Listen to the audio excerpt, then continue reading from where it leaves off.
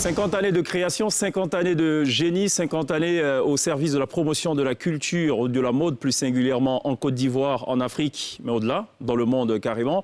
La télé d'ici consacre ce soir une émission exceptionnelle à l'un des plus illustres créateurs de mode que le continent africain ait affronté. C'est Monsieur Patéo qui répond gentiment ce soir à l'invitation de la télé d'ici pour parler de lui, pour parler de sa vision sur la problématique de la mode africaine, mais plus généralement sur la place de l'Afrique dans le concert des nations. En plateau, on aura aussi le bonheur d'avoir donc en sa compagnie Isabelle Hanot, journaliste, promotrice de Afrique Fashion, elle aussi versée donc dans l'univers de la mode et qui considère Patéo un peu comme son parrain.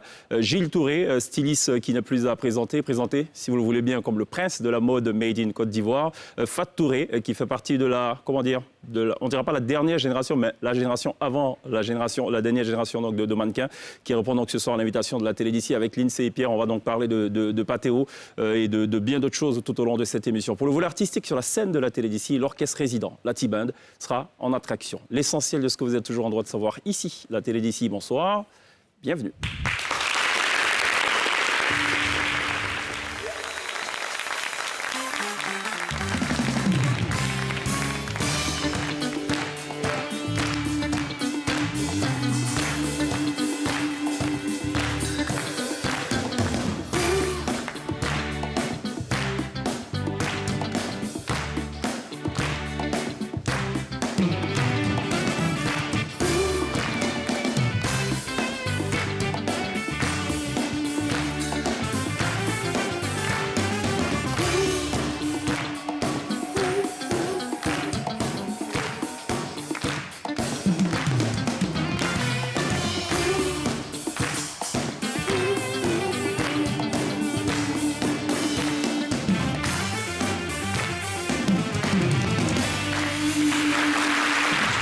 Toujours très bien de nous rejoindre dans la télé d'ici sur RNCI pour télévivre ce soir le parcours d'un styliste émérite, d'un créateur de mode, d'un génie tout simplement, Monsieur Patéo, qu'on célèbre tout au long de cette émission, et 2021 qui coïncide à quelques mois près en tout cas, à ce cinquantenaire de métier pour celui qui est arrivé par accident, comme il aime à le dire, à ce métier. On va parler tout au long de cette émission. Je vous prie d'accueillir maintenant, j'ai failli dire live, non, right now, sur le plateau de la télé d'ici, Monsieur Patéo.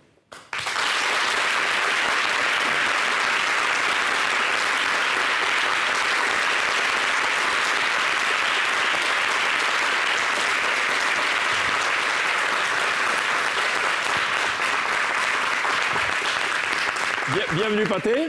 Merci. Ça va? Ça va très bien. J'ai failli dire bienvenue Papa Paté, c'est comme ça qu'Isabelle dit habituellement.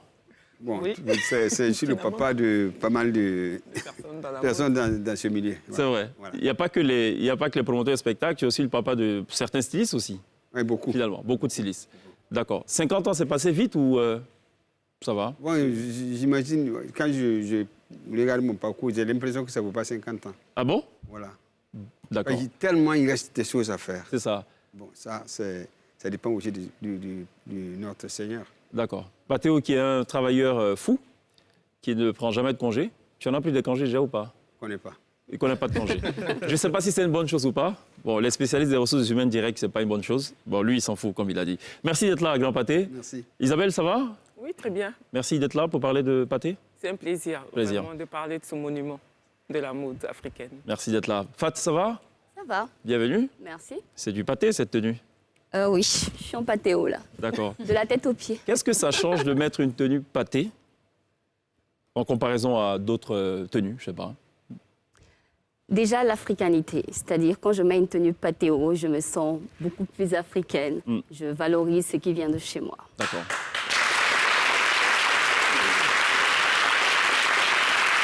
Ça va, Gilles? Ça va, merci.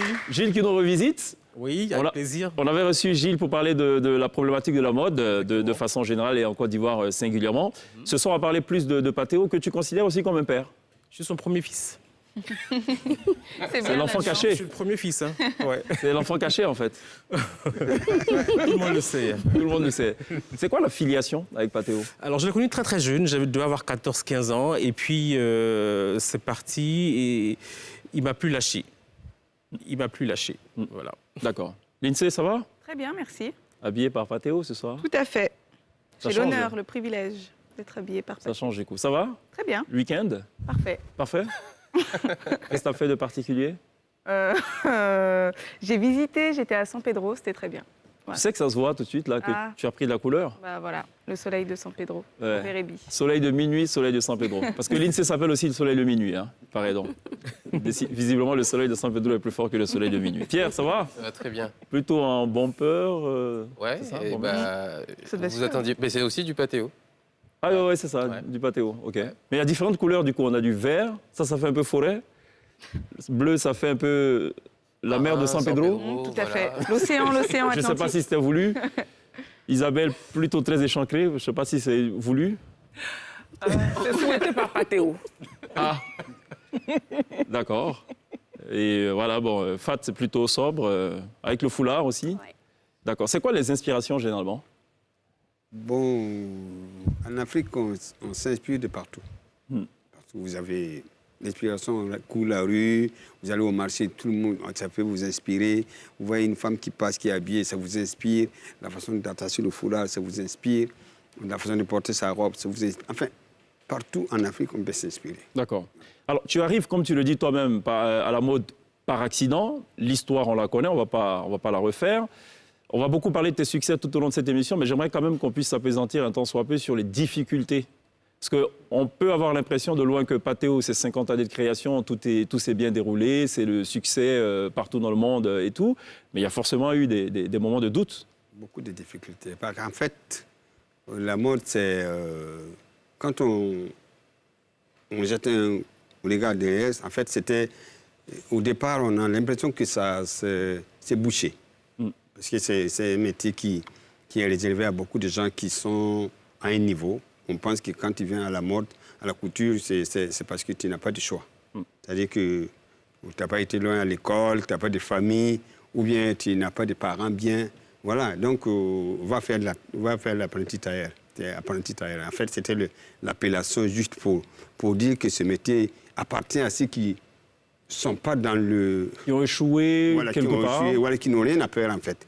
Donc, quand vous arrivez à ce métier, déjà, il faut être armé de beaucoup de courage et de croyance pour pouvoir... Donc, on dirait même que quand tu n'as pas de choix, que tu viens à ce métier. Donc, quand vous arrivez à quelque part où vous n'avez pas de choix, donc ça vous oblige forcément à vous surpasser pour arriver à un niveau où on est obligé de vous considérer aussi comme quelqu'un qui vit sur cette terre. Voilà.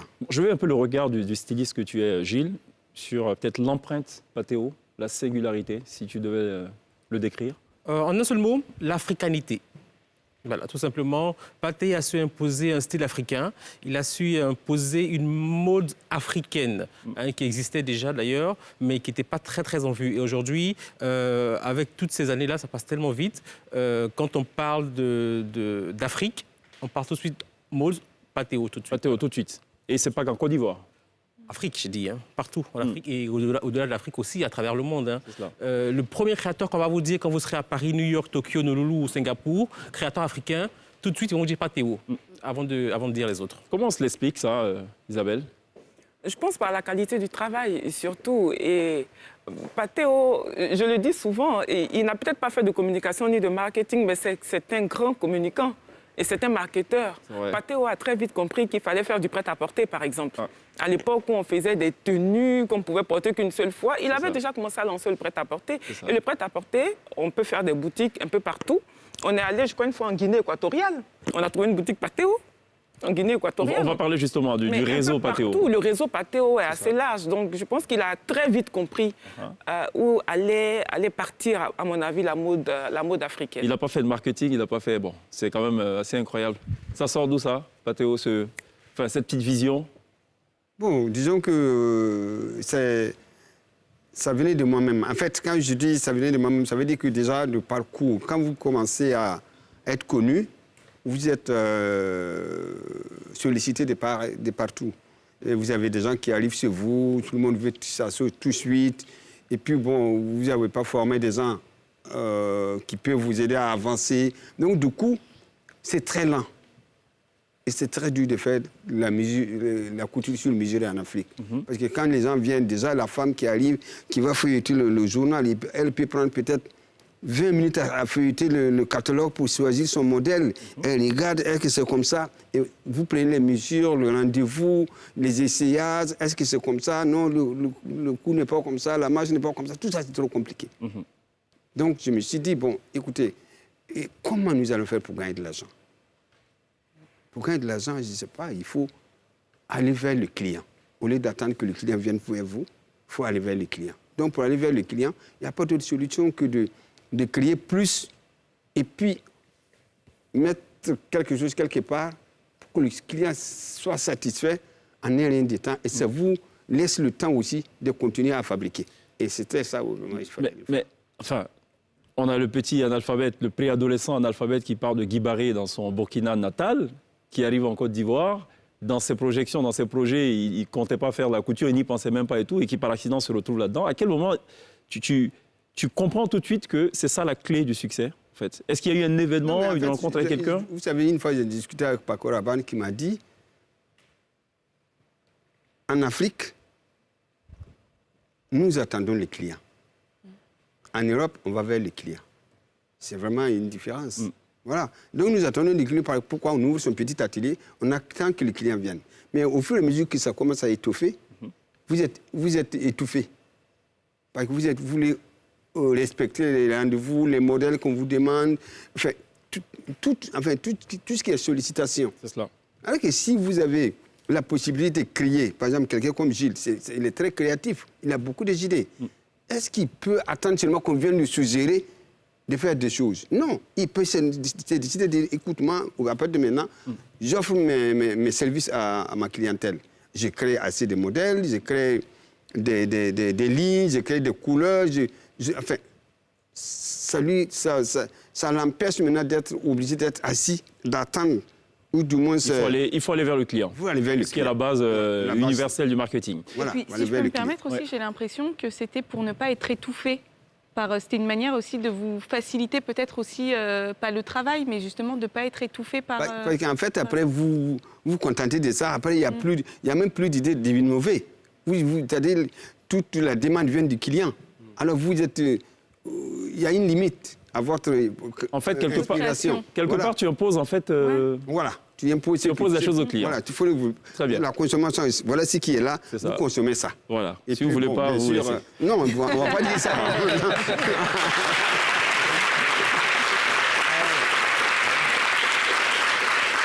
Mais attention, parce que quand vous voulez imposer une ligne on va dire, à une clientèle, il faut qu'elle soit aussi consommable. Hein. C'est cela. Voilà, il faut créer, il faut faire ce qui plaît. C'est ça. Voilà. Alors, Patéo, je dis Patéo, Fat, tu as beaucoup voyagé, déjà en tant que mannequin et désormais en tant que femme d'affaires. Qui est Patéo à l'extérieur? Peut-être que ici, on ne mesure peut-être pas toute l'ampleur. C'est qui Patéo, vu de l'extérieur? C'est l'exemple de la mode africaine. Parce que, comme on le disait tout à l'heure, hein, il a su créer plusieurs magasins dans différentes villes africaines.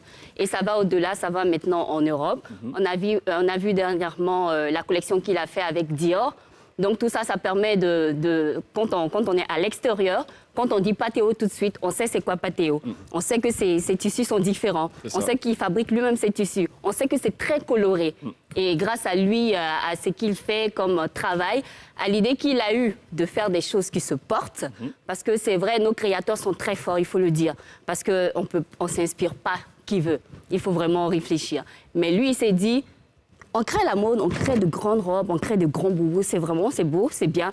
Mais est-ce que je peux porter ça au-delà de cette soirée-là ou bien de ce gala-là? Est-ce que je peux porter ça pour sortir? Est-ce que je peux prendre ça pour aller au marché? Est-ce que je peux aller au bureau avec? Et lui, il a compris tout de suite, il fait des choses qui se portent. Qui sont pratiques. Tout simplement. Donc, nous-mêmes, quand on voyage, on a des petites chemises, on a des petites robes qui sont Patéo. Donc, on arrive, qui a fait? C'est tel créateur africain. Et ça permet de divulguer...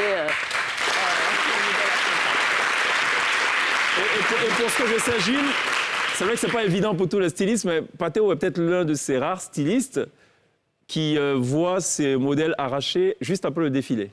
Tout de suite, et pour compléter un peu la réponse de Fatouré à savoir qui est Patheo, c'est la réussite de la mode africaine. Quand on voit un monsieur comme Patheo, on comprend aujourd'hui que la mode est un métier comme tout autre. La mode n'est pas seulement un métier, comme il a dit au départ, de laisser pour compte, parce que pendant longtemps, ça a été, OK, ça n'a pas marché à l'école, va faire couture. On a même changé série C, voilà. Donc, quand on voit un monsieur comme Patheo, on se dit, OK, voilà. Aujourd'hui, avec la mode, on peut y arriver, on peut en vivre si on le fait bien sans tricher. Voilà, et c'est un exemple parfait. On va regarder ce qu'en pense aussi un autre créateur de mode, c'est Cissé Moïse, qu'on a interrogé. En 1 minute 30 secondes environ, il nous dit ce qu'il sait, ce qu'il pense, ce qu'il voit au travers de Patheo. Pour moi, Patheo représente, d'abord c'est une icône de la mode africaine, mais il représente l'icône de la mode africaine. Patheo, c'est un parcours. Patheo, c'est un modèle, c'est un exemple. Pour nous, les créateurs africains, ne serait-ce que par son parcours. J'insiste sur la notion de parcours, parce que ce parcours, il est fait de travail, d'abnégation, d'objectifs, de vision surtout. Patheo a eu une vision pour la mode africaine. Et il disait comme ça qu'il ne voulait pas s'embarrasser dans la production de tenues sur mesure, mais que pour lui, il fallait démocratiser le vêtement et habiller tout le monde. Et je pense qu'il est resté dans cette droite ligne-là jusqu'à ce jour. Et je veux dire, c'est une vision, n'est-ce pas, qui paye aujourd'hui pour lui et qui paye, et dans lequel nous aussi, nous sommes inscrits. Et vraiment, chapeau à Patheo. Voilà, le regard de Cissé Moïse sur notre invité exceptionnel ce soir dans la télé d'ici, Patheo. On va aussi s'enquérir. Alors, on va du côté du Niger pour rencontrer un autre de tes collègues. Il n'est pas qu'un collègue, c'est un frère pour toi. C'est d'ailleurs ce qu'il dit. C'est Alfadi, promoteur notamment du FIMA, le Festival international de la mode africaine. Il dit quelques mots justement de Patheo. Parler de Pathé, c'est parler du continent. C'est parler d'un monstre de la mode africaine. C'est parler d'un frère avec qui on a mené un combat depuis 35 ans. Montrer que l'Afrique est capable, l'Afrique est valable. Pathé est très calme.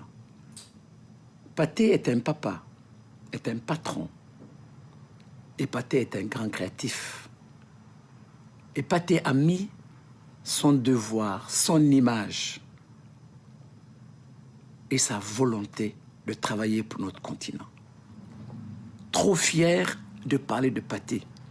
Je peux rester des heures encore à parler de ce grand monsieur. Que Dieu lui donne longue vie, que Dieu lui donne une santé de fer et montre à ses enfants et à son entourage que c'est un grand monsieur que l'Afrique a et que le monde de la mode aussi a. Alfadi, donc, à l'instant, à la suite de Cissé Moïse. Alors, question, voilà, pour vous six. Tout à l'heure, il parlait d'un combat qui est mené depuis plus de 35 ans, le combat de la valorisation de la mode africaine. Est-ce que vous diriez que ce combat, il est gagné? Bon, j'ai pris le peine. Oui? Bon, OK. 10 secondes. Non, bon, je peux dire en train d'être gagné. C'est ça. Parce que Gilles, comme il a dit, moi j'ai fait sa première collection à 14 ans. C'était vraiment, il était encore éliminé. Et puis il faut dire, il allait jusqu'à l'université. 14 ans, j'ai fait sa collection. C'est publié par Femmes d'Afrique, un journal qu'on appelait Femmes d'Afrique. Donc ça veut dire qu'il y en a qui ont se venaient à la mode parce qu'ils aimaient. C'est ceux-là qui vont réellement pousser la mode vers le haut. Il y a ceux qui sont venus par nécessité, qui eux aussi n'ont pas d'autre choix que d'avancer.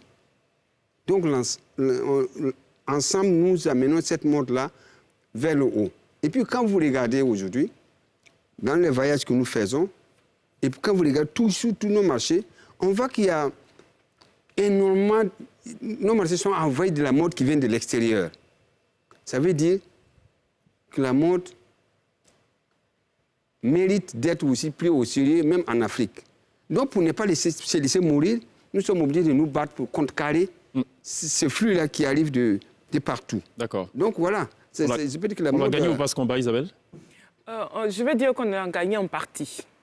Mais je pense qu'on le gagnerait véritablement, au-delà même du parcours de nos créateurs, de tout ce qu'ils apportent en termes de créativité et d'originalité, c'est de se faire accompagner en termes de financement. Parce qu'aujourd'hui, si on veut que nos créateurs gagnent véritablement le combat de la mode africaine, il faut qu'ils soient accompagnés. Il faut que les banques... Moi, il y a un créateur qui me disait une fois que les banques n'acceptent pas, par exemple, de financer nos créateurs. Pourquoi? On ne sait pas. Mais quand on a des identités, des modèles comme Patéo, qui sont partis de rien et qui aujourd'hui portent des pays, font la promotion de certains pays, il faut faire confiance. Il faut faire confiance. Fat. Voilà, et là, on gagnera. Moi, je dis que beaucoup a déjà été fait, mais il reste encore beaucoup à faire. Et cela passe aussi par nous, les acteurs, nous aussi, les Africains. Je veux dire, c'est à nous de valoriser nos tenues, c'est à nous de porter nos tenues. Il ne faut pas attendre des occasions quand il y a la tabasco ou la fête pour porter ces tenues-là. Il faut se dire, bon, le lundi, par exemple, je sais qu'à Ouaga, les vendredis, je ne sais pas quel jour de la semaine, ils décident de porter le faso d'Anfani. Et chaque pays africain peut se dire, bon, par exemple, le lundi, on porte notre pagne wax, ou bien mardi, on porte telle chose. Mais c'est à nous de valoriser nos tenues pour que les autres puissent apprécier. Absolument. Gilles? Alors, quand on voit tout le parcours, il y a quelque temps, nos mamans portaient le pagne que pour rester à la maison. Il y a quelque temps, nos mamans portaient le pagne que pour faire la cuisine. Aujourd'hui, c'est une fierté de mettre du tissu africain. Quand on voit toutes ces grandes stars là, européennes, américaines qui portent du pagne, on peut dire que le combat est en partie gagné. Maintenant, comme Isabelle a dit, il faut nous accompagner pour éviter que des grandes marques comme Louis Vuitton, comme Dior prennent notre... Vous phagocytez, vous bouffent quoi. Si je peux rajouter, moi, c'est juste qu'en tant que jeune, même, on a une certaine prise de conscience maintenant où on veut justement porter des créateurs africains, des créateurs ivoiriens et justement les mettre en valeur. C'est votre cas, Pierre? Moi, je suis d'accord parce que si je prends mon exemple personnel, il y a quelques années, je n'allais pas acheter, comme Fad, avoir une occasion où on vous dit, bah voilà, vous devez mettre ça. Et là, en mai, maintenant, je vais acheter directement chez des designers africains. Vous n'entendez pas les mariages traditionnels ou les fêtes ou les trucs. Bon, c'est mieux. On va à la pub. On va digérer tout ceci. On se retrouve dans quelques instants.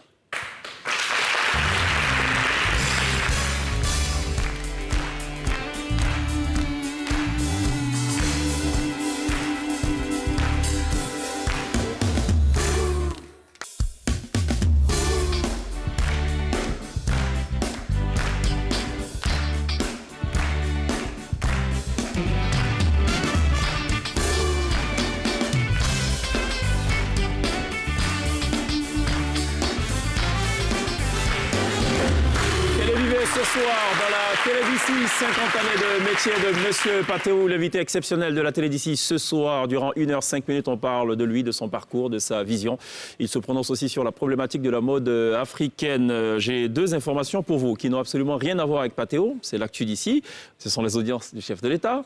Mais par derrière aussi, il y a cette rumeur d'augmentation du prix de la baguette de pain. Donc, je vous en parle juste en 1 minute 30 secondes. Ça va être très rapide, vous allez voir.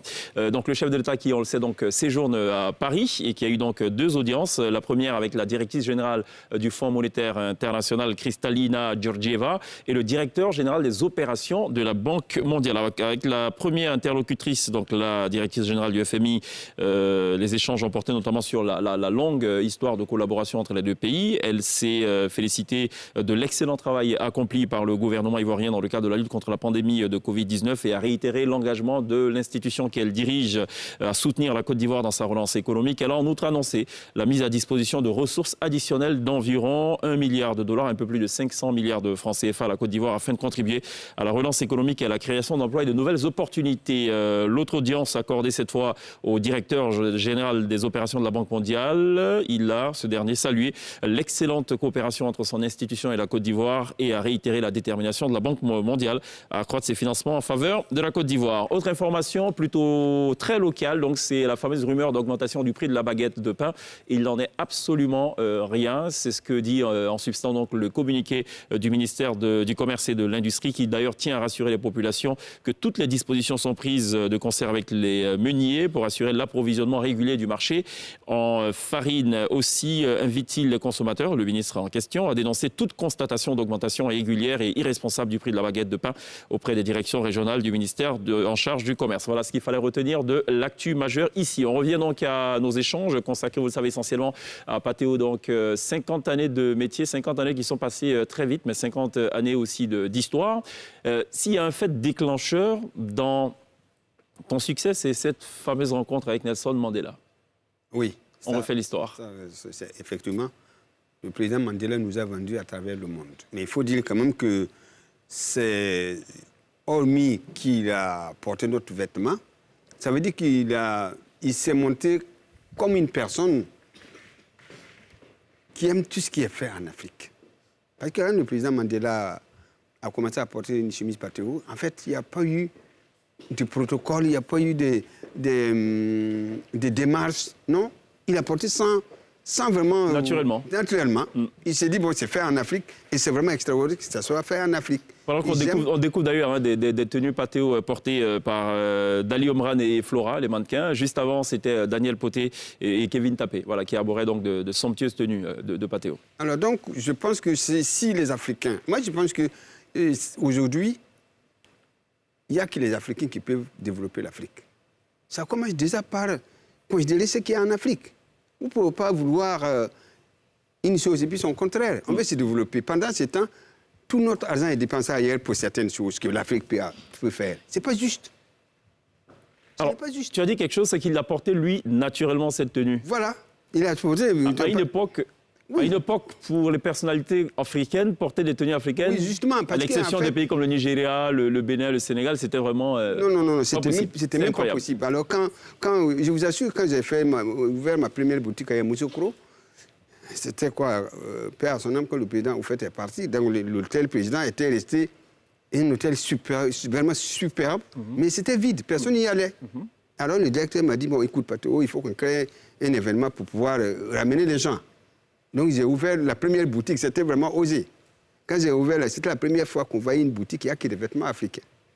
Et quand les gens ont vu la boutique, les gens qui rentraient, ils touchaient les vêtements. C'est ça.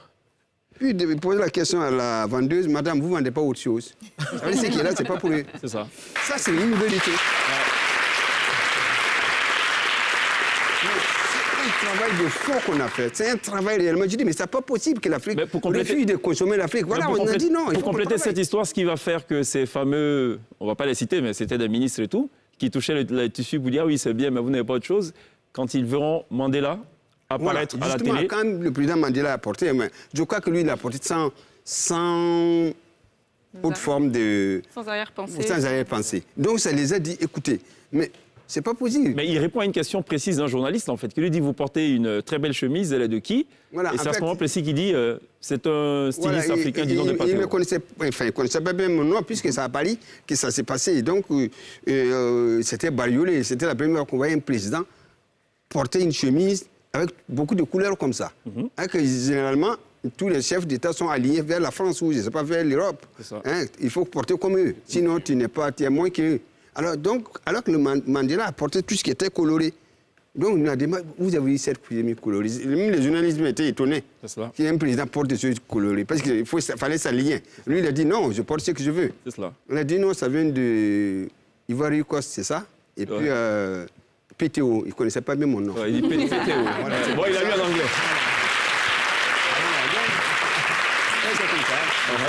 C'est parti. Alors, après, quand j'ai découvert, en temps, la boutique que j'ai ouverte à Yamoussoukro, la seconde, parce qu'on faisait des événements là-bas, le deuxième anniversaire de cet événement, mais ils ont pillé la boutique. Ils ont pillé la boutique. Bon, il a fallu que Mandela la porte pour qu'on pille la boutique. Ils ont pillé la boutique. Et depuis donc, la boutique sont pillées, parce que beaucoup de chefs d'État maintenant portent Patéo. Pas que les chefs d'État, mais il y a beaucoup de personnalités. Je veux dire que même pas personne. Il ne faut pas aller vers les personnes. Donc, nous voulons que l'Afrique consomme l'Afrique. Que vous soyez, je ne sais pas qui, consommons l'Afrique. Il n'y a que ça qu'on peut aller vers le développement africain. Alors, Pierre a une question par rapport à la jeunesse. Oui, par rapport à la jeunesse, on a souvent l'impression, comme Cheikh le rappelait, que Patéo se référait à une certaine génération qui est peut-être avant nous. Quelle est la place de la jeunesse aujourd'hui dans ce que vous faites, dans votre travail? Non, en fait, disons que des fois, les gens ont l'impression de penser comme ça, mais ce n'est pas ça, en fait. Mais parce que, tout simplement, l'Afrique est tellement inondée de ce qui vient de l'extérieur que c'est accessible pour les jeunes. Bon, les gens ils pensent que nous ne sommes pas accessibles. Alors que c'est vraiment... c'est une idée comme ça que les gens pensent, mais venez vers nous. Nous sommes là pour vous. Nous créons pour quoi? Nous créons pour les Africains, que ce soit les vieux, les jeunes, tout le monde. Bien sûr, bon, les formes, vous les demandez, les couleurs, vous les demandez, nous sommes là pour ça. On sait tout faire. Voilà, mais ce n'est pas dire qu'on fait seulement pour certaines catégories de personnes. Effectivement, beaucoup de gens font des jugements sur moi. Surtout les jeunes pensent que je suis peut-être un peu trop cher, ou bien peut-être pour les gens d'un certain âge et des gens qui ont des moyens. Voilà. Et puis les lignes, très souvent, c'est des lignes qui... Voilà. Donc c'est tout ça, mais c'est des jugements. C'est légitime, quelque part, Gilles. Non, pas que vraiment. Les jeunes pensent comme ça. Oui, c'est ce qu'ils pensent. Un peu comme un jeune Français de banlieue n'ira pas forcément chez Saint-Laurent. Voilà. Mais aujourd'hui, à côté de ça, quand tu regardes la dernière collection de Patéo, c'est du jean, c'est des trucs très très jeunes. Voilà. Il faut aller, des petites salopettes comme ça qui sont faites pour les jeunes. Et donc, il est temps aujourd'hui que la jeunesse comprenne qu'en Afrique, les créateurs savent faire des choses. Et quand on voit toute cette prolifération de jeunes créateurs là qui font des choses, mais c'est pour la jeunesse. Donc les Patéo ont commencé et puis après les autres ont suivi derrière. Alors, Fat faisait tout à l'heure référence à la croisière de Dior qui s'est tenue donc au Maroc. Pour la petite histoire, je sais que la directrice artistique de la maison Dior, Grazia Tchouri, était de passage à Abidjan. Elle a visité Patéo, l'atelier Pathé, elle a visité les teinturières. Elle était fascinée et tout. Et c'est de là qu'est partie donc l'invitation pour participer à cet événement. Et il y a une chose formidable qui se passe là-bas, qui te reste gravée dans la mémoire. Juste après l'événement, il y a une file d'attente, mais tellement longue, de journalistes venus du monde entier qui se battent pour interviewer Patéo. Oui, mais justement, c'est parce que quand vous voyez ça, nous-mêmes, c'était subjugué, on va dire. Parce qu'en fait, voilà, il y avait une vingtaine de chaînes. Hein, et le directeur de la communication de Dior qui dirigeait, chaque organe de presse avait 15 minutes pour m'interviewer. Alors, quand vous finissez, il y a même des chaînes japonaises, chinoises, indiennes.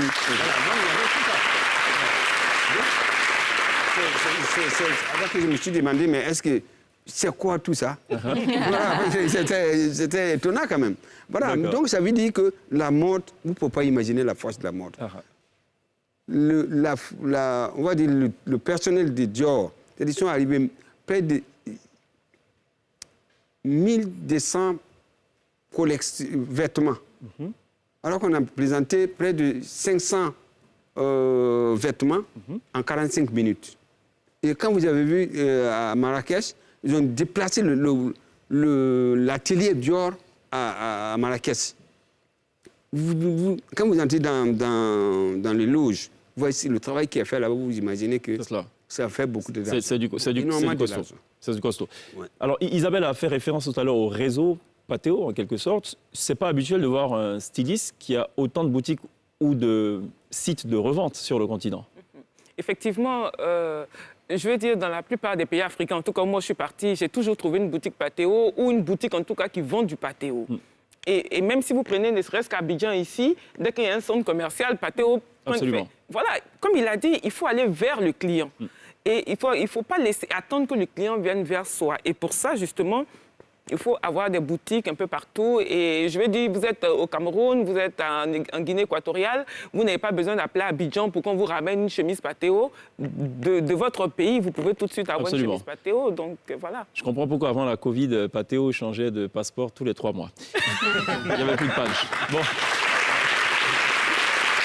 Allez, on va marquer une sorte de petit break. On va parler un peu de l'actualité de la semaine écoulée en caricature, Pierre. C'est ça, parce que lundi, c'est plus sympa de revenir sur l'actualité de cette semaine écoulée avec des images donc, qui nous parlent. On va commencer justement par cette première caricature qui nous parle du retour de Laurent Gbagbo et des différentes difficultés auxquelles il se confronte. On part aussi du côté de...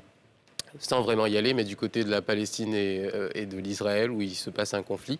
Et on a cette espèce de couple-là qui essaie de continuer sa vie de tous les jours.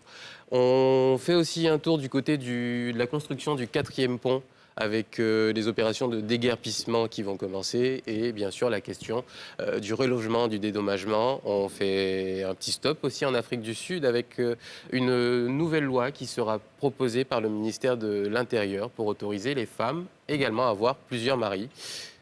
Pourquoi vous souriez ? Et d'accord. Okay. Religieusement. Et ensuite, on revient en Côte d'Ivoire par un avion présidentiel qui nous ramène notre Premier ministre après une opération en France. Et puis, bien sûr, les agents de la CIE qui vont distribuer des factures, mais on le fait... En catimini. En catimini, et on est un peu effrayés. Donc, on va commencer par Isabelle. Quelle actualité vous a marqué la semaine dernière ? Alors, le retour de M. Patrick Hachi, parce que tout simplement, la rumeur avait enflé, donc on avait peur. On avait peur quand on sait ce qu'on a déjà vécu. On priait pour qu'il n'y ait pas... Voilà, donc vraiment, c'est avec beaucoup de plaisir qu'on l'a vu revenir en forme. Et j'ai beaucoup aimé sa phrase de fin, justement, maintenant au travail. Donc, c'est ça, voilà. Donc, tout à fait. On est content. Ouais. Bon, je pense que c'est nous tout là à faire quand même du plaisir à tout le monde. Hein, parce que c'est vrai que quand on parle Premier ministre, c'est première difficulté. Voilà, donc voilà. Premier ministre équivaut à première difficulté. Ça, on ne savait pas. Quand il revient en forme, je me suis dit, voilà, ça va. C'est ça. Voilà. Bon. Pat? Alors, bon, on va dire welcome à notre Premier ministre. On lui souhaite une très bonne santé, un prompt rétablissement. Alors moi, l'actualité qui m'a marquée, c'est la polyandrie, je ne sais pas. Alors ici, ça vient en Côte d'Ivoire. Ça peut être chic, hein. Ça peut être chic. Pourquoi pas? Je sais qu'il va en train de me regarder. Ouais, généralement je regarde les gens qui parlent. Tu sens son regard. Généralement, je regarde les gens qui On lui a parlent. posé la question, on a parlé de ça, il a écarté les yeux. Voilà. Mais vous aimez bien avoir 2, 3, 4 femmes. Ouais. Permettez-nous aussi d'essayer et puis on va voir ce que ça donne. Et puis si ça ne va pas, on va tout annuler. Qu'est-ce que vous en pensez? Attendez, il y a un gros amalgame là. Pourquoi c'est moi qui regarde pour passer ce message? Je ne sais pas moi. Non, je regarde tous les hommes. Ah, tous les hommes, ok. Je vous Bon, regarde allez, tous. c'est rassurant. Gilles? Alors, moi, je ne ferai pas de commentaire sur ce que Patrick a dit, mais je parlerai plutôt de la CIE. Oui, ça fait 2-3 mois qu'on ne travaille pas. Ouais. C'est vraiment dommage, quoi. Donc, ce serait vraiment dommage, après 2-3 mois d'interruption intempestive de courant qu'on nous demande de payer. Donc, il faudrait peut-être que la CIE attende un peu avant de distribuer les factures. Moi Oui, oui. Moi, comme Gilles, du coup, CIE, parce que c'est vrai que ces derniers temps, et ça continue encore d'ailleurs, les coupures intempestives. Encore Donc, pour 2 mois. ouais, on a encore pour 2 mois. Donc, c'est clair que les factures, si ça peut attendre un petit peu, au moins qu'on ait un petit quelque chose, ce serait pas mal. J'ai pensé au même sujet, CIE. Ouais, parce que j'entends des conversations dans les rues, les quartiers populaires. En gros, tout le monde est unanime pour dire on les attend. Le message est clair. Ce qui est Voilà, dépeint, quoi. pour résumer l'affaire. Ouais. Bah, moi, Afrique du Sud, pareil. Enfin, moi, ça m'a marqué. Et c'est vrai que j'aime bien être à l'écoute de ce qui se passe dans la société. Et c'est vrai qu'on a toujours parlé de polygamie. Et ce serait sympa.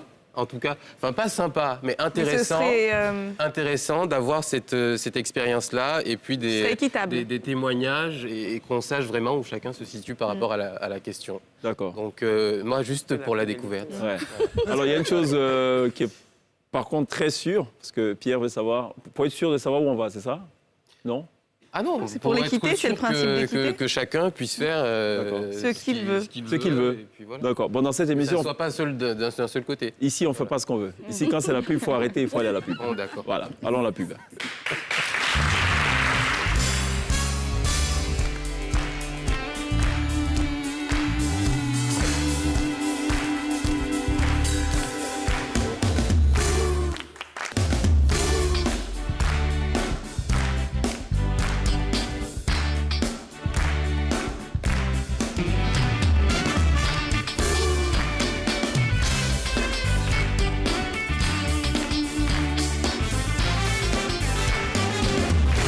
Toujours très bien de nous rejoindre à la télé d'ici sur NCI, la première chaîne de télévision privée de Côte d'Ivoire. On parle essentiellement ce soir des 50 ans de métier de Patéo.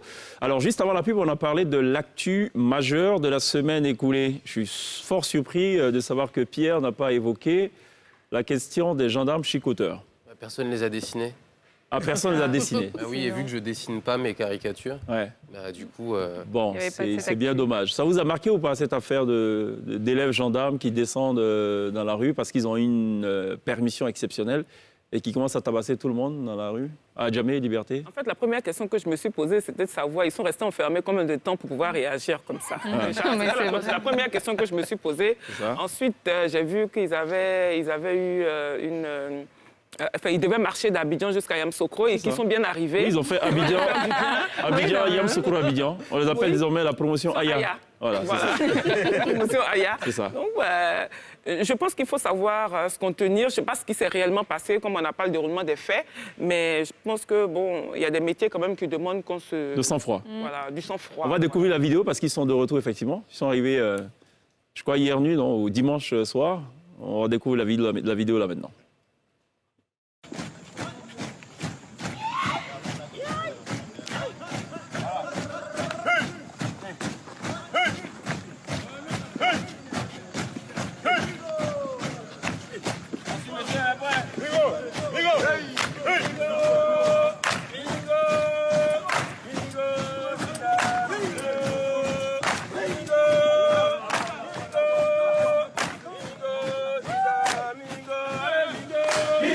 Alors, le moins qu'on puisse dire, c'est qu'ils ont moins d'énergie cette fois. Parce que quand ils sortaient, c'était plus fougueux et tout.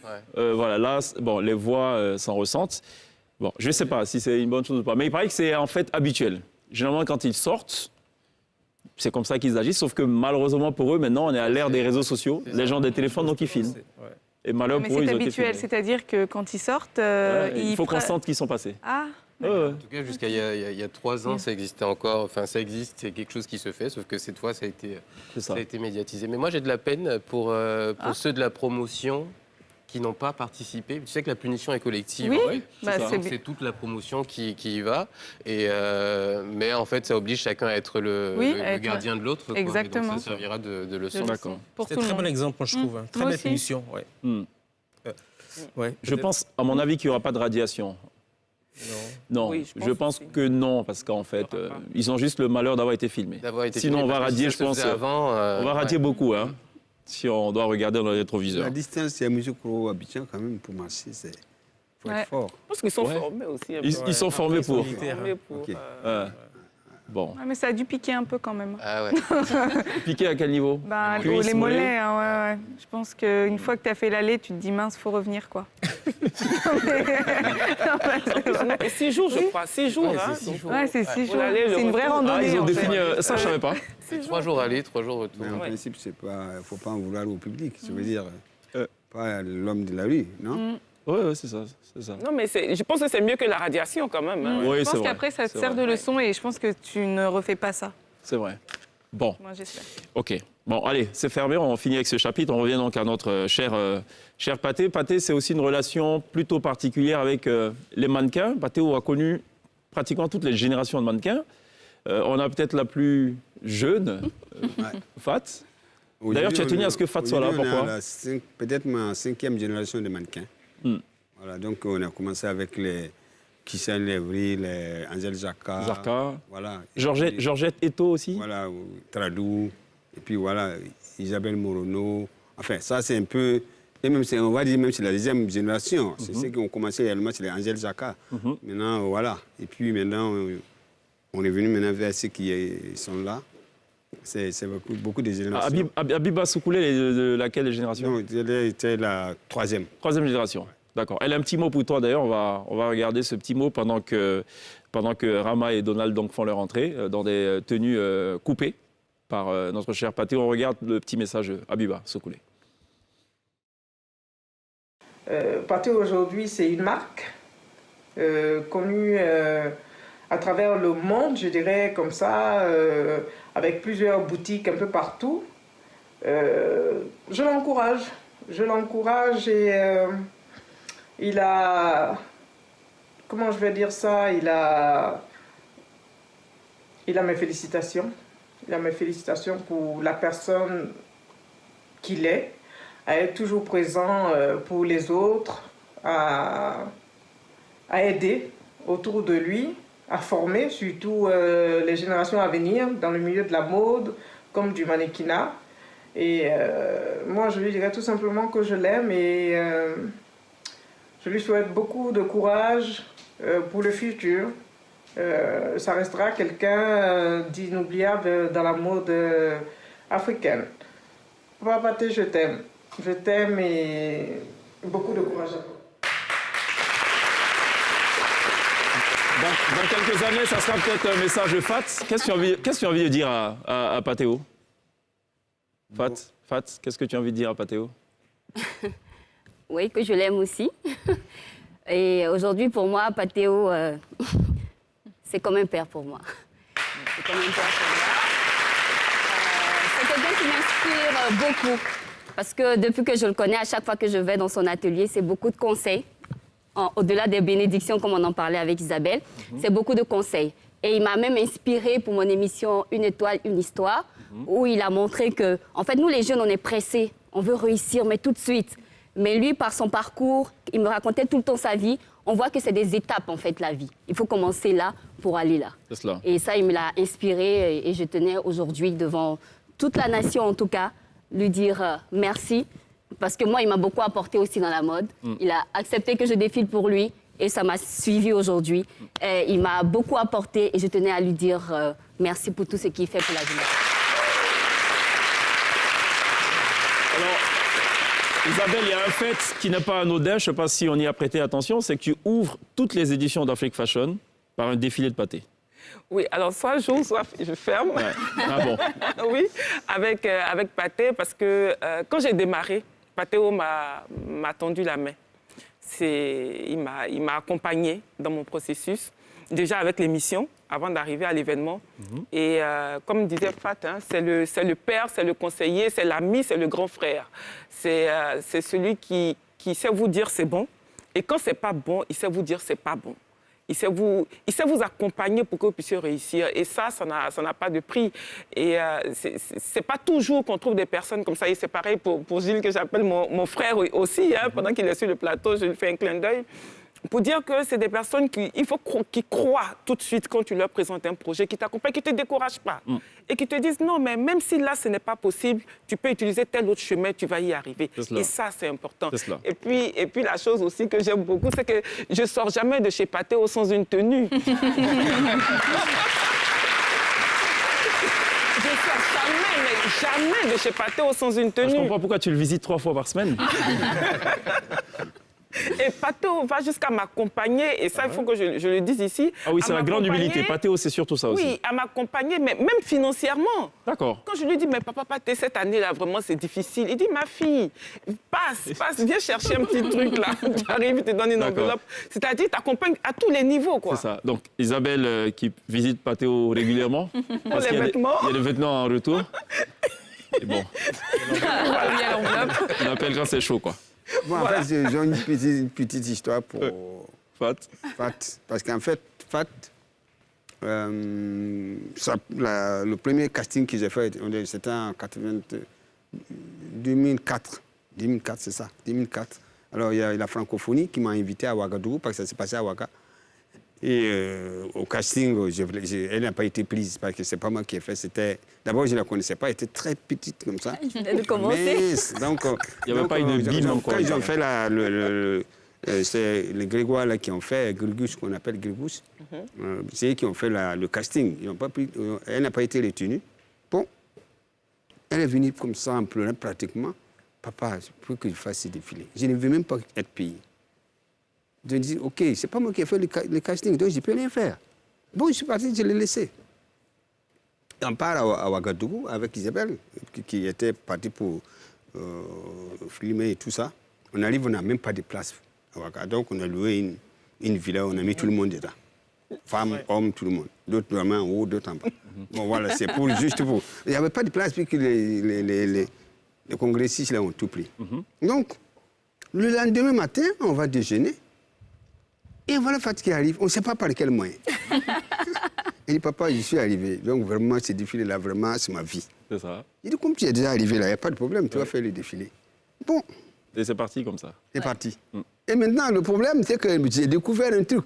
Comme maintenant, à l'époque où j'ai fait c'était un des défilés où on payait plus quand même aux mannequins, parce que c'était quoi, mais c'était vraiment, on avait donné un prix conséquent pour les mannequins. Donc, j'ai mis dans les enveloppes et j'ai donné à ceux qui sont un plus vieux dans le métier pour les donner. Mais en temps, la somme qu'ils ont mis dans l'enveloppe, et pour les Fat qui venaient d'arriver, il y avait des coupeurs de route. Les coupeurs de route ont arrivé un peu. Donc, Coupé de route qui est le nom de ta toute dernière collection. Hein. 124 poches, 4 jours de travail. Voilà, c'est ça. Donc, Fatou Ali pour me dire, papa, vraiment merci. Merci pour les 150 000. Je me suis rendu compte que j'ai mis plus de 150 000 dans l'enveloppe. Donc, du coup, j'ai découvert qu'il y a eu des il y a eu coupé de route. Voilà, c'est ça qui t'a inspiré ou pas? Le dernier modèle? Oui, non. Coupé de route, non? Non, en fait, je l'ai fait il y a 120 poches. 120 poches. J'imagine que quand il y a l'argent dans une des poches, le coupeur de route, quand même, il veut beaucoup fouiller avant de... Ah ouais, voilà. Si je peux renchérir là-dessus, c'est que l'histoire qu'il vient de raconter, effectivement, quand ils ont fait le casting, on n'a pas été retenu. Et j'ai eu l'occasion, mon père qui me dit, tu vas à la Ouaga voir ta tante. Et il ne savait pas que moi, ce n'est pas la tante que je veux voir. Je dis, mais papa, bien sûr. Donc j'arrive à Ouaga, mais j'appelle, je ne dirai pas le nom de ce mannequin parce que c'est lui qui a coupé la route. Je l'appelle, je dis, vous êtes où? Il me dit, on est là. Donc j'arrive, je dis, mais papa, je suis là et je veux défiler pour toi. Mais l'audace, c'était trop, quoi. C'était quel défilé? C'était la francophonie. D'accord. Voilà. Et il m'a dit, OK, vas-y, défile. Et c'est comme ça que c'est parti. C'était top, le défilé a été apprécié. Je reviens lui dire merci, effectivement. Et que tu l'aimes de t'avoir donné les 150 000. Les 150 000, c'était pas ça, c'était beaucoup plus. Et il est rentré dans son bureau, il m'a dit, voici le compliment. Tu mérites la même chose que tout le monde, donc voici ça. Et ça, je tenais à lui dire merci pour ça. Super. Alors, s'il y a quelqu'un qui te connaît bien aussi, c'est Saint-Jo, le styliste Saint-Jo, qui a un petit message pour toi. Saint-Jo qui est un peu une sorte de compagnon de lutte aussi, on peut le dire, de Patéo. On regarde. C'est les dévanciers. C'est bien la question, mais qu'est-ce qui représente Patéo pour la mode ivoirienne? Parce que c'est ici qu'il a commencé, ici qu'il a évolué, avant qu'il devienne africain. Je crois que Patéo, c'est un exemple typique de la mode ivoirienne. C'est-à-dire, quand je parle de l'exemple typique, c'est par rapport à son travail. Son travail lui est propulsé d'un certain niveau et que tout le monde est obligé de vouloir lui ressembler. C'est pour ça que je parle de la Côte d'Ivoire. Si vous voyez qu'il y a beaucoup de jeunes couturiers aujourd'hui, des jeunes gens qui embrassent ce métier, c'est à cause de cette personne qui a été les devancer, pour que tout le monde a vu que non, ce métier-là aussi, c'est pas ceux qui ont échoué ailleurs qui le font. Donc c'est un métier aussi qui nourrit son nom. Il va fêter ses 50 ans de métier, c'est une grâce. C'est une grâce pour lui, pour toute sa famille, pour nous tous qui sommes dans les métiers. C'est une grâce parce que pratiquer ce métier-là jusqu'à 50 ans, c'est pas facile. Voilà, donc à l'instant, Saint-Jo, qui est plutôt un devancier, un devancier de Patéo. Oui, il a commencé avant nous. C'est ça. Bon, et puis, c'est vrai qu'il est resté très calme. J'ai dû même très souvent lui dire, écoute, la mode, c'est pas... Il faut faire du bruit. Voilà, c'est pas forcément quelque chose qu'il faut cacher, puisque la mode est visible. Donc, il faut aller vers les autres. Il faut aller vers les autres, faire savoir que tu sais faire. C'est cela. Adama Traoré, ça te dit quelque chose? Oui, ça c'est mon frère. Ton frère? Ouais. D'accord. Il a un message pour toi aussi. On lui a posé une ou deux questions. Je peux dire que c'est les baobabs de la mode africaine. Parce que c'est mon frère et c'est mon ami. Et on se connaît depuis longtemps. Et je sais que Patéo a fait beaucoup pour beaucoup de jeunes couturiers, non seulement sur le plan national et sur le plan international, surtout au niveau de l'Afrique. Je suis témoin de beaucoup de choses par rapport à tous ces jeunes. Il a essayé de commencer Baobab tout simplement. Je prie pour que Dieu l'aide, pour qu'il continue davantage, que Dieu lui donne encore plus de la santé, qu'il puisse continuer à œuvrer et puis aider encore les jeunes couturiers qu'il a eu encadrés pendant tout ce temps-là. Voilà, à l'instant, donc l'avis de Adama Traoré, ami de Patéo, qui a gentiment accepté de nous partager donc son témoignage sur l'illustre créateur qui est Patéo. L'actualité, c'est évidemment la célébration donc du cinquantenaire de métier, sous la houlette notamment de Laurent Bado, qui d'ailleurs s'active en coulisses pour que ce soit une très belle fête. C'est prévu pour le 29 mai prochain, avec surtout l'inauguration du siège de Patéo.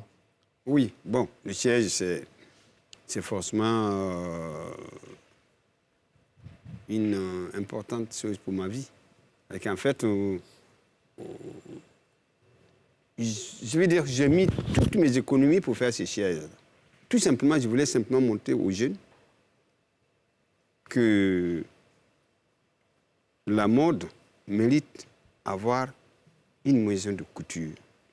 On ne va pas, c'est-à-dire qu'il ne faut pas qu'on croit que c'est un métier, qu'on est dans ce métier, on pense qu'on aurait dû être dans un autre métier. Il y a des gens qui pensent que je suis couturier, bon, j'ai un ami qui lui gagne plus d'argent, j'aurais pu être un mécanicien ou j'aurais pu être un menuisier ou j'aurais pu... Non, c'est un métier où quand vous arrivez à ce métier, d'abord, vous finissez par...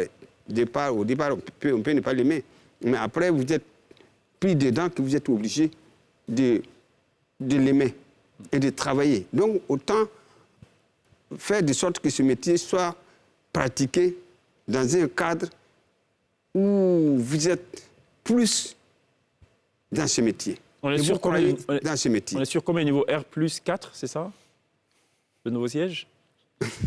Ou 3, je ne sais pas. Non, bon, le on va pas trahir le secret, je vois. Bon, c'est un siège pour la couture, je pense que c'est très... Beaucoup d'humilité. Beaucoup d'humilité. Un immense siège. Ouais. Et Patéo, oui, c'est ça. Il préfère parler de, justement, maison de la couture africaine, carrément, plutôt que de parler d'un siège et tout. Voilà, parce que j'ai dit ça parce que... On a entendu dire, on ne sait pas, il paraît que c'est R plus 3, plus 4. Nous sommes dans une association.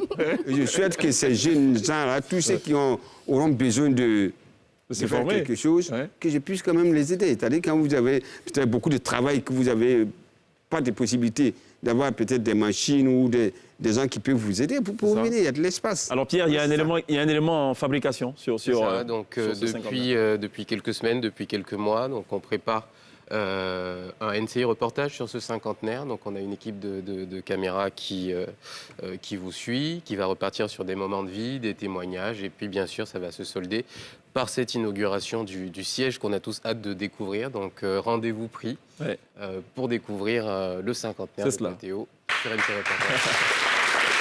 Donc évidemment, un reportage exclusif à retrouver dans quelques petites semaines seulement. Voilà, ce sera en tout cas juste avant le 29 mai, date retenue par le comité d'organisation pour la célébration de ce cinquantenaire. Et donc Laurent Badon le disait, qui est un peu le président du comité d'organisation, nous disait notamment qu'il y a plus de 300 personnes qui sont attendues. Il y a un défilé de mode qui est prévu. Enfin bref, il y a quelque chose qui se prépare de ce côté-ci. Bon, Pathé ne veut rien nous dire. Il ne veut pas nous dire que c'est un bâtiment de R plus 4 avec un rooftop et tout, donc on ne dira rien. Voilà. Il ne veut pas nous dire non plus que chaque niveau correspond à un métier spécifique et que dans chaque pièce, donc, il y a ceux qui découpent. Bon, il ne veut rien nous dire et il ne veut pas non plus nous dire qu'il a acquis donc, du matériel dernière génération. Donc, on ne dira rien et on attendra donc le 29 mai. Marquons une pause, ce sera la toute dernière pause juste derrière. La team sera live sur la scène de la télé d'ici.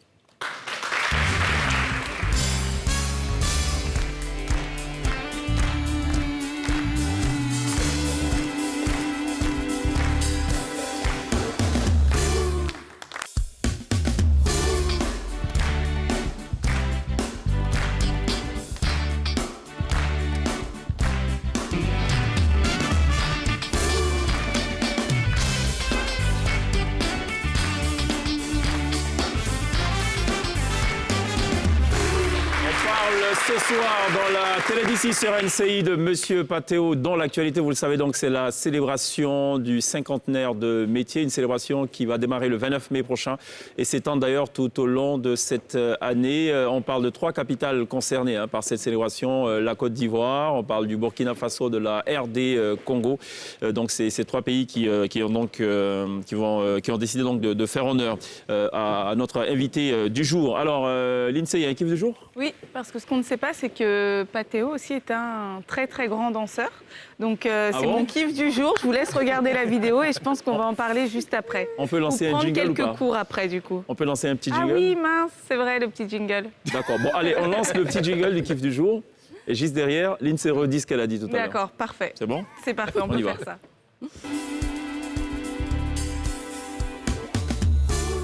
Ce qu'on ne sait pas, c'est que Patéo, je le redis vraiment ou pas, on peut lancer la vidéo,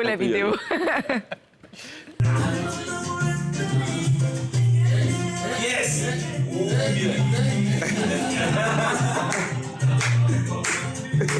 Mais Pathé, emmène-toi au bassin. Au bassin. Hey.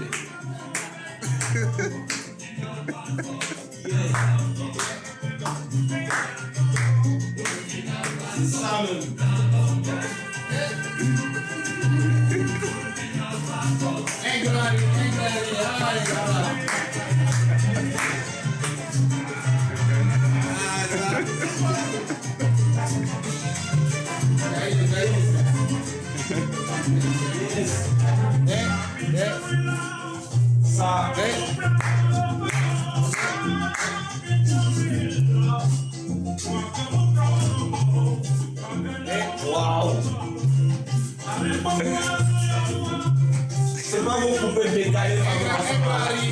Ah, ça c'est un peu décalé. Ça va? Patéo sur BTC de Africando. Vous excellez dans tous les domaines. Hein. Ouais.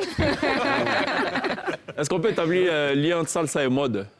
Non. Oui, moi je pense que quand on est bien habillé, on sort, on a envie de s'éclater. On a une certaine confiance en nous quand on est bien habillé. Parce que quand vous êtes bien habillé, vous pouvez aller partout.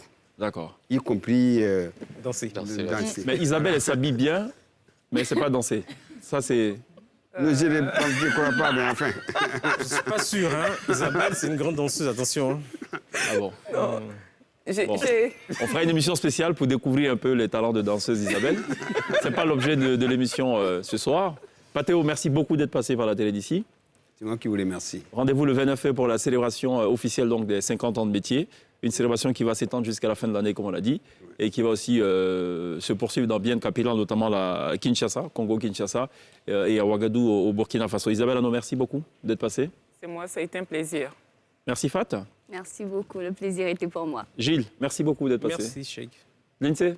Plaisir pour moi. Le soleil également. de San Pedro. Oui. Beaucoup d'humilité, malgré tout ce grand parcours, et voilà. Patéo, il dit bonjour à un chef d'État comme il dirait bonjour à une personne lambda. Bon, ça c'est pour ceux qui le connaissent de près, en tout cas, le savent et le confirment. Pierre, merci.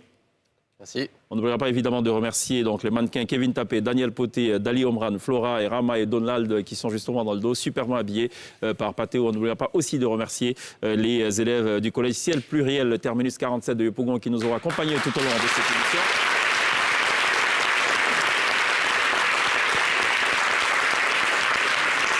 On va refermer cette émission en musique, puisque notre invité est très fanat de la musique. D'ailleurs, dans la playlist que nous propose ce soir, la T-Band, l'orchestre résident, il y en a un qui est une demande particulière de Patéo. C'est le titre Jérusalem des Non-Sebo qu'on a reçu sur le plateau de la télévision. On se retrouve demain. D'ici là, take care. La T-Band, right now.